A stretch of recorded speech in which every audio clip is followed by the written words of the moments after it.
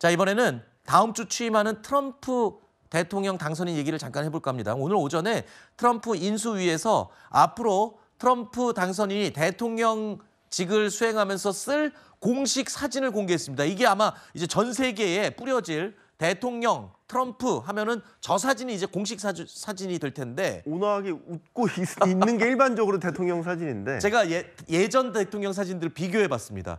자, 오바마 대통령, 바이든 대통령, 심지어 트럼프 대통령 본인도 45대 때는 활짝 웃고 있어요. 근데 이번에 일각에서는 저 사진 보고 머그샷 같다고, 네. 범죄인들 찍는 머그샷 같다고 얘기합니다. 참 독특한 캐릭터기도 한데 네. 너무 이례적인 사진이어서 제가 요 얘기를 잠깐 하고 넘어갈게요. 네. 되게 인상적이죠? 네, 트럼프를 우리가 닉네임 여러 가지가 있지만 스트롱맨이라는 네. 닉네임이 있지 않습니까? 네. 그러니까 스트롱맨이라는 어떤 본인의 캐릭터를 좀 드러내는 사진 같기도 하고 앞으로의 트럼프 행정부의 정책 기조, 아하. 이른바 미국을 다시 위대하게 그렇죠.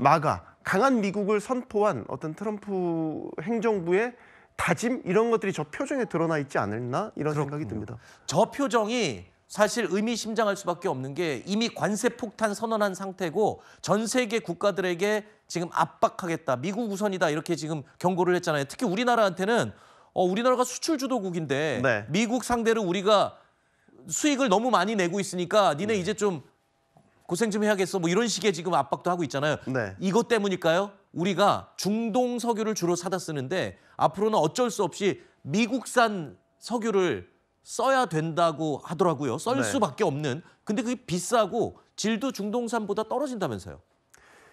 질이 떨어지는 측면보다는 원유의 성격이 좀 달라요. 그래요? 네. 그러니까 우리가 보통 많이 쓰는 게 두바이유를 우리는 보통 많이 쓰거든요. 네. 이걸 우리가 보통 중질유라고 합니다. 좀 네. 무거운 원유다. 네. 근데 이제 서부 텍사스산 원유, WTI 기준으로 보면 이건 또 경질유, 좀 가벼운 성격의 원유다라고 얘기를 합니다. 근데 네. 이제 보통은 우리가 원유를 들여와서 정유사들이 정제를 거치지 않습니까? 이 정제하는 과정인데 우리의 정제 시설의 대부분은 이 중질유 쪽에 맞춰져 있단 말이죠. 그러면 이 경질유를 갖고 그 중질유 시설에다가 정제를 한다면 생산성이 떨어지는 문제가 네. 있습니다.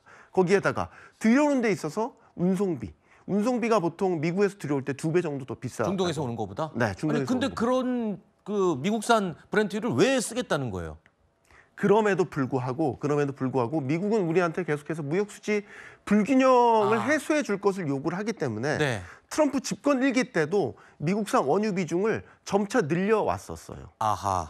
그래서 사실 200만 배럴대에 불과했던 미국산 원유 도입 비중이 나중에는 1억 배럴이 넘었습니다.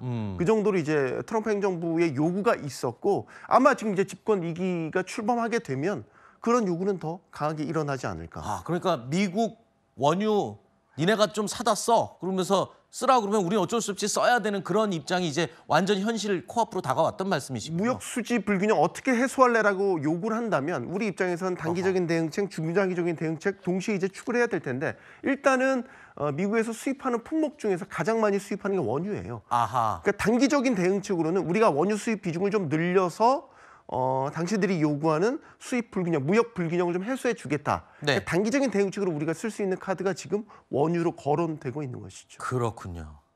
자, 이제 곧 출범하는 트럼프 2기 행정부 앞으로 현실적으로 진짜 어떤 이 압박이 더 크게 들어올지 굉장히 걱정되는 상황입니다.